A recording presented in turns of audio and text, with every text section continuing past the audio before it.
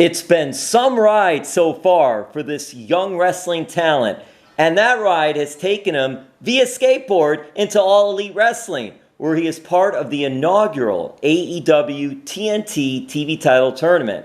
Heck, he's even had an AEW World title match already, an Emerald City original. Thank you for the time, AEW's Darby Allin. Now, I don't know where to start, if I should start with Tony Hawk or if you have a green thumb, but I'll go here. How has AEW changed your life? It literally changed everything, whether it's my living situation, everything about my life is completely different from this time last year. It's not even funny to think about. It's really insane. When you got the call for AEW, how did that come about? How did you get your big break with AEW? I was talking to Cody for a while, and I just heard that they were starting this thing called AEW, and I really wanted to be a part of it because I really wanted a new alternative in wrestling and to be part of something from the ground floor. So I had to jump through a lot of hoops, but I got here. So. Darby, what inspired your wrestling look, your ring gear, and your evolution in your look? I'd say just skateboarding. Like it's what you see is what you get. I'm not really wearing that much of an outfit besides painting my face because, yeah, I've wore face paint in airports before and they told me to wash my face. But I wear these clothes like my wrestling gear. I wear that whether I'm skateboarding or going to the gym or going to the grocery store. That's what I'm always in. So it's not really that much of a gear than it is just my day-to-day life. But I'd say just skateboarding and punk rock and everything else made me who I am. Hey, don't the airports know now, they know Darby Allin. Why are they busting you about the face paint? Come on now, these airports. Darby, whose idea was it to enter riding a skateboard? That'd probably be Mr. Jericho's idea. It's something that I was thinking about doing, but I never wanted to pull the trigger on it because wrestling and skateboarding for the longest time, all the wrestlers, all the skateboarders would look at wrestling as this like joke thing, because all the wrestlers from the 80s that came out with a skateboard, it was just like, haha, like, it was a cash grab, like no one really gave a damn about skateboarding. So the skateboarders just all assumed that wrestling was this big joke to the skateboarders. So I was trying to like hold off on that because I didn't want to seem like one of these corny ass, people that would ride a skateboard for, get a cash grab. And Jericho's like, no man, this is who you are. Like, this is you. Like, you should do it. So I'm like, sure, let's get at it. Well, it's interesting too because with your skateboarding background, do you think that you've helped legitimize then that aspect of it? Because you said in the past it was more like the skateboarders would sort of be like, oh yeah, ha ha ha. But actually you do have some legitimacy with skateboarding. So do you think that helps, or do you think just the times have changed in general? No, I'd say it helps. I'm close to a lot of people in the industry of skateboarding, and I've got a lot out of the skateboard industry from riding the board to the ring and everything like that. Like companies like Nike skateboarding and shoes, they sent me shoes. I've gotten stuff from Baker, Death Wish, Foundation skateboards. I've gotten so much stuff, so it's been nothing but positive. How did you get into skateboarding?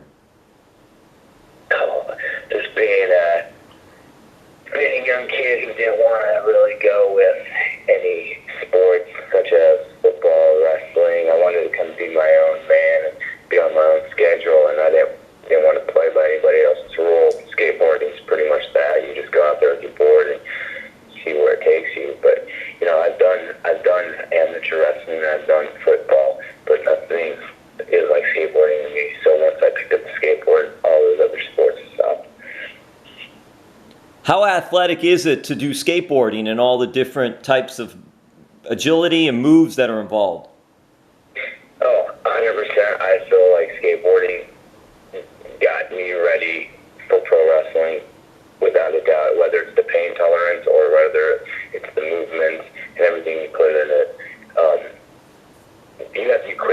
on a skateboard. There's no doubt about that. And I felt like the timing of everything, when I transferred that to wrestling, wrestling felt super natural to me, just from all the years of, being on my feet. So it helped out big time. What kind of skateboard do you use when you enter toward the ring? Well, right now I'm using a foundation board, but I have my own clothing company called Spinebuster Merch. We created these Darby Allin coffin-shaped boards. They're like skateboards that are shaped like coffins. We just sold out, but we're having another order coming soon that we are doing. So people can look out for those for sure. Because that's what I'm going to be riding once we get back to rocking on TV. That's so cool that part of the platform, part of the brand, that you're able to do things like that. So you're able to provide skateboards and tie it into your pro wrestling with AEW. That is just, it's so cool. Do you have any favorite skateboards from the past that you really enjoyed riding on? I would say all the Creature skateboards, or like Creature or Baker, probably those two companies I've always looked up to, and I've always liked their aesthetic. Now, you mentioned some skateboard merch, so I'm wondering, will that merch be signed as well? No, I will sign some if people ask for it, but for the most part, they don't come signed, only because I don't know if people actually want to ride them or what the deal is. So whoever orders a skateboard, just send in the email that you want to sign, and I have no problem.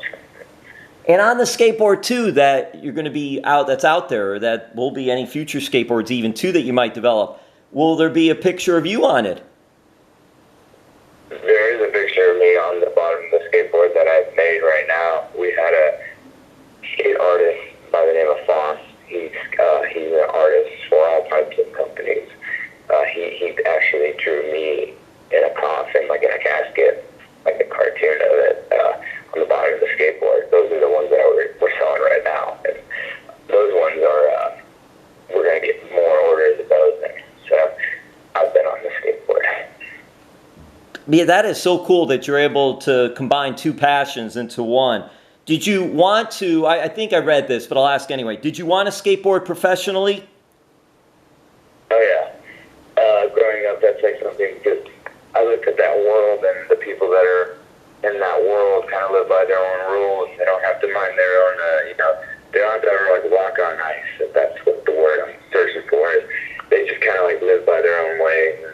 And I was really enamored by that growing up. I was like, oh yeah, I don't have to, watch what I say, and all this stuff. I just want to go crazy.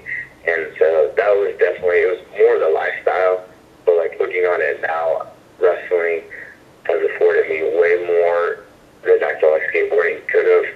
Because when I'm skateboarding and you have a gnarly slam and you get all messed up, there's no one there to see it. With wrestling, there's thousands of people, so you get that crowd reaction, helps you through things. So, what did you think of the X Games? The X Games are lots of fun to watch. I actually went up to Travis Pastrana's house about a month ago, and he's an X Games legend, So I just thought going anything with the X Games, I'm totally down for. I'd like to go out to more of those events for sure. More people now know about professional wrestling, which is really cool. So listen, you guys are athletes too, and you guys get injured. I'm wondering, at skateboard, you're athletes too. I mean, there's a lot of injuries that go along with skateboard as well, true? I'd say I got skateboards way worse on my body than professional wrestling is. That's just that's so just amazing in itself and all. Darby, how do you describe Darby Allin, the person? I'd say it's pretty much who you see on TV, but TV version is who I'd like to act like most of the times, because I feel like a caged animal half the time in real life. But when I go out there through those curtains, it's pretty much I'm out of the cage.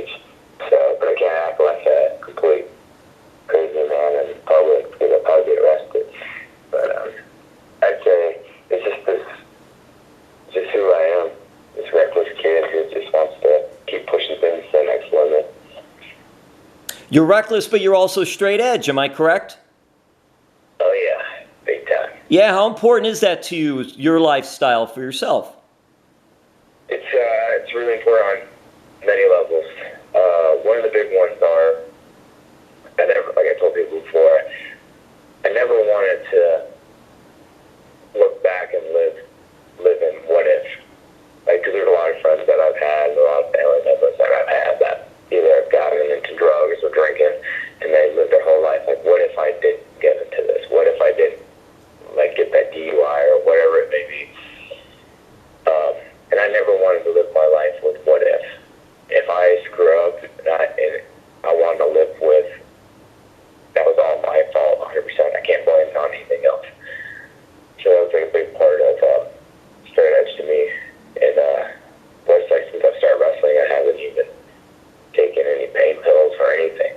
I just like stretch, rehab my body, eat right. I just want to show people that you don't need to run away from it. You just gotta like be a man, and you ask for the pain, you gotta take the pain. So. What is it like competing in the inaugural AEW TNT TV title tournament? It's crazy. Many levels of that. It means a lot to me to be in something like that because, like I said, if you take Darby Allin about a year ago, a lot of people didn't know who I am. And then fast forward, third episode on TV, I'm wrestling Jericho for the title. And it just shows validation for all the hard work even being in a tournament like that. Just the fact that they have faith in you nationwide to put your face on something, to give you that step and prove it. That's like the biggest thing. So, yeah, it means a lot. You mentioned the Jericho match, and I was going to mention that. And there you are, you're facing him for the AEW title on an episode of AEW Dynamite, which airs every Wednesday on TNT. Were you nervous? Were you able to put all that behind you as you're going out there for that match? Were you excited? What are sort of the emotions as you're getting ready to go through and get down to the ring? Every one of those things you just mentioned, I was feeling nerves, excitement. It was mainly determined to prove people wrong. That's what it was going in that night. I wanted to just shut everybody up, and everybody that believed that Darby couldn't be in this main event spot or couldn't take the ball and run with it. It was just to shut people up, and fucking did just that. When you're signing with AEW, is there someone that you first call or text to tell the good news? Whether it be a family member, a friend, or anyone else for that matter, a trainer? Well, my trainer's dead, so... Okay, well, there you go for that one. I'd probably say my parents or my best friends who helped me a lot with wrestling. He went to my wrestling school, and when everybody at the wrestling school doubted me, and everybody told me I wouldn't amount to anything, this one friend of mine that I've had, we would always talk for hours after practice, and he just would tell me, like, dude, you have something, just stick with it. So he's also, that's why I was good to him, or I got my family. So. That is great. And when you're doing that, you're growing up, you were born in Seattle, grew up, I guess, in the area there. What was it like for you and your family? And when you're telling your family, too, your parents, hey, I'm going to give this a shot. I've liked pro wrestling. This is what I'm going to do. How cool is it now for them to be able to see on TV and all the things that go along with it? It's surreal because I don't know because in my mind I tell people all the time, and I still feel like this. I'm not lying to you when I tell you this. In my mind, I still feel like the kid 5 years ago. That's when I started wrestling, but 5 years ago I was working at the 99-cent store. And I still feel like that kid in my head. So when people are asking me for autographs or asking me for this, it's a trip to me, and it's still and I talk to my brother and my parents about it all the time. It's crazy that how things can change, it's insane to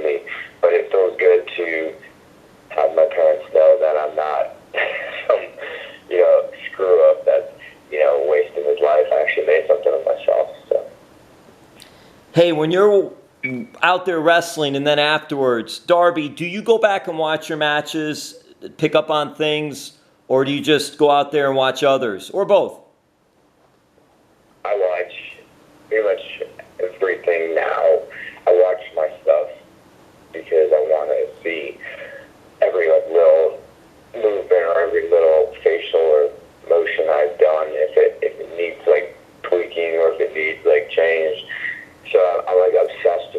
I like my biggest critic. I'm always watching my stuff. I'm always watching other people's stuff too, because I never really want to step in the ring with, and I want it to be the best possible match. You know, it's interesting to me as well. So you're studying as a student. You're studying the game. You're watching the matches, but then when you're watching AEW matches, you're hearing JR, Tony Schiavone, Excalibur, Taz, some really good broadcasters. Did the first couple of times hearing them call your matches sort of was that sort of a wow moment as well? it was only because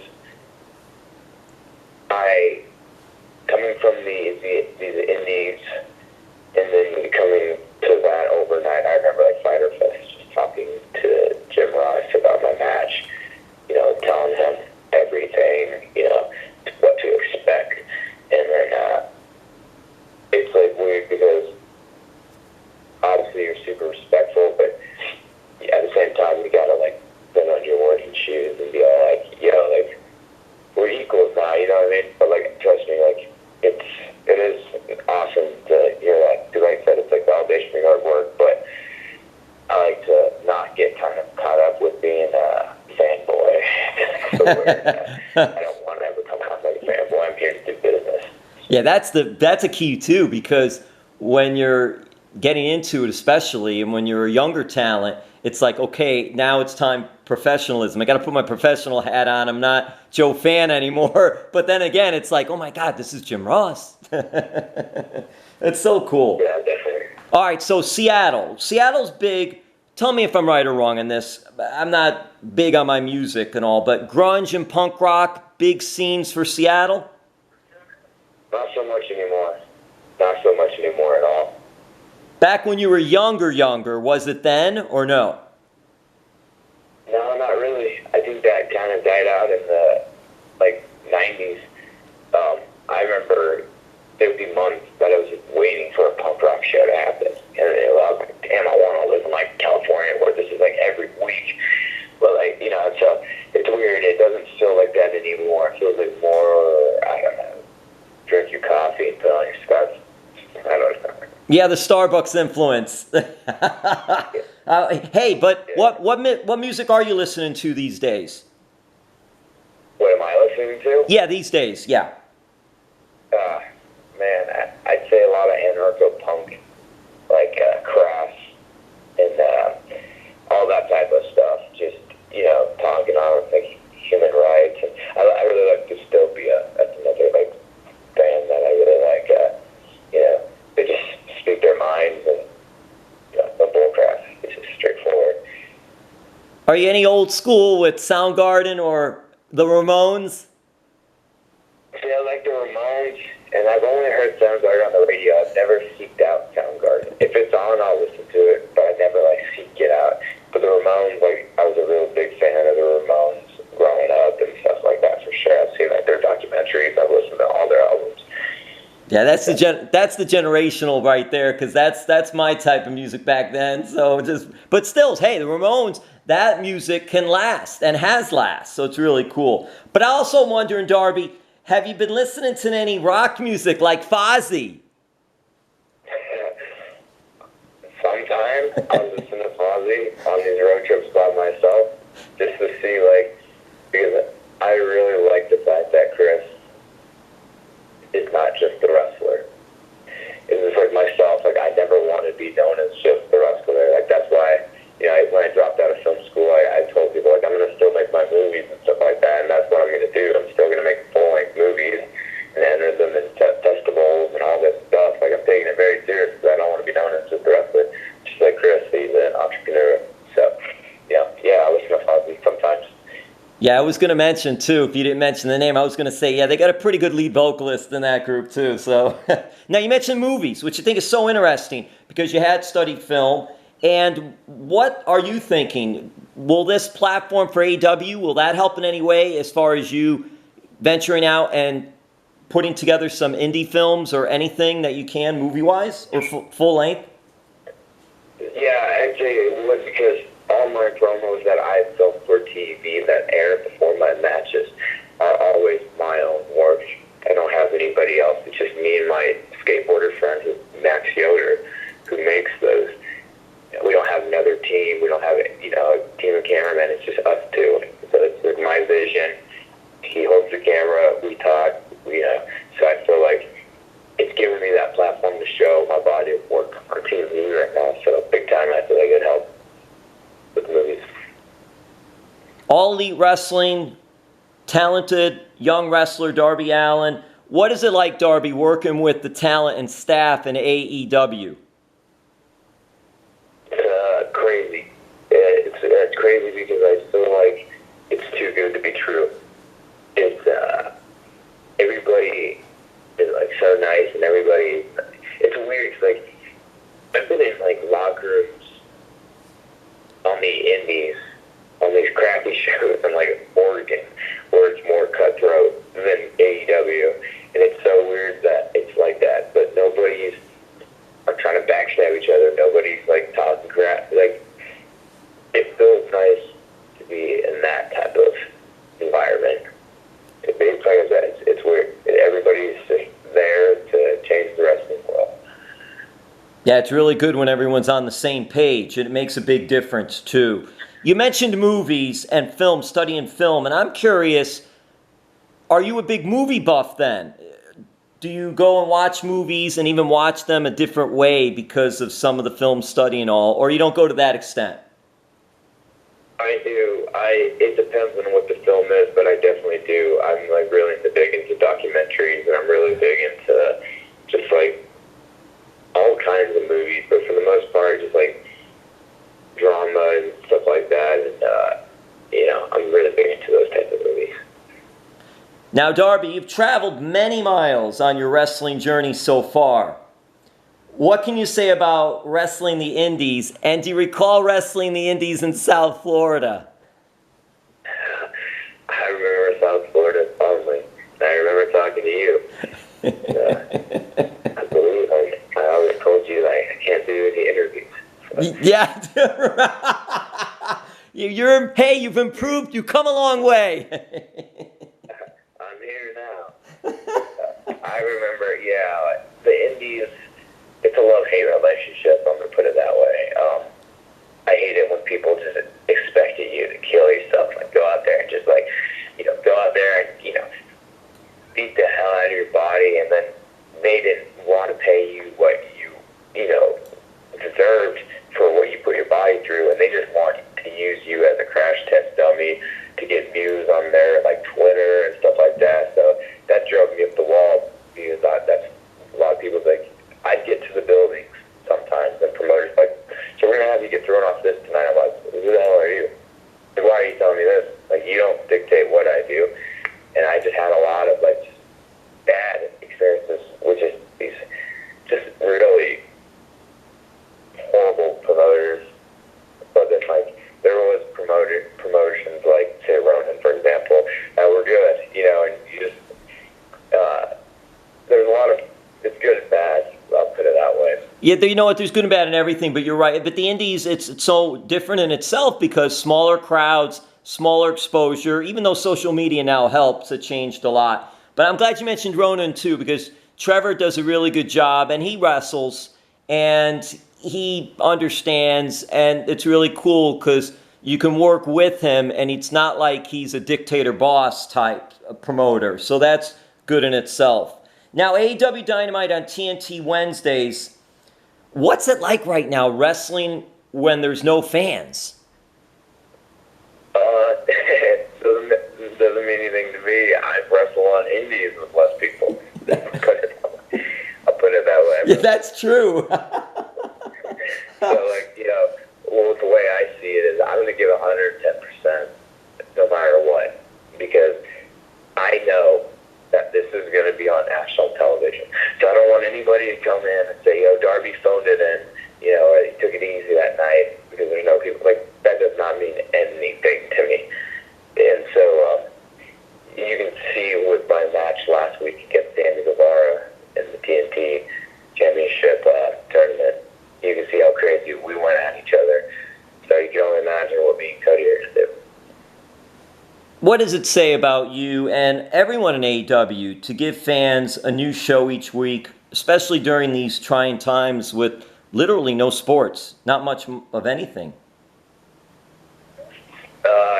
Just as people are willing to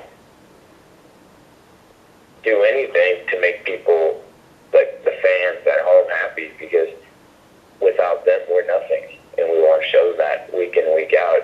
Even if we have no fans there, we know at home they'll be watching. So we want to give them the best product we can, because without them, we're nothing. All right, Darby, we're going to wrap this up. And thanks so much for the time. And yeah, thanks for mentioning about our non-interviews in South Florida wrestling.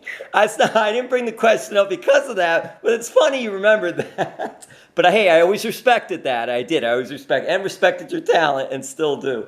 It's funny, Darby, because with just so much going on now too, how are you handling all this pandemic and staying in and just trying to keep busy? Well, I'm very fortunate to live in the woods and have 13 acres. So I've been just filming promos and driving my 4x4 in like the yard, just filming crazy stunts with my friends and doing stuff like that. So I've been really skateboarding all the time, because I got a ramp at my house, but like just staying busy in my yard. So it's been like decent for me. Yeah, that sounds really cool, really nice. And what a time to have all that acreage of land, so at least you can get out of the house and do some things as well, rather than on top of everybody else and all. So that's really cool. All right, Darby, so thank you so much. All the best on everything future and present for you.